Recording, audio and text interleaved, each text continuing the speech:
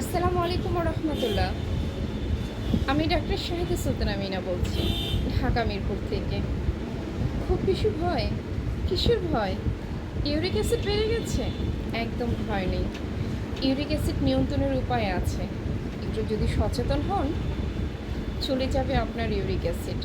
যার কারণে খাদ্য তালিকা একটু চেঞ্জ করতে হবে, যেমন বাঁধাকপি, ফুলকপি, মাশরুম, টমেটো, গরুর মাংস, ফাস্টফুড জাতীয় খাবার, এগুলো একদম বর্জন করতে হবে। তাহলে দেখবেন আপনার ইউরিক অ্যাসিড নিয়ন্ত্রণে চলে এসেছে। একদম ভয় পাবেন না। তারপরও ভালো হচ্ছে না, টেনশন কী করার আছে বলুন তো?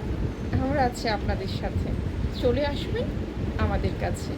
সে পর্যন্ত সুস্থ থাকবেন, ভালো থাকবেন আর দোয়া করবেন। আল্লাহ হাফেজ।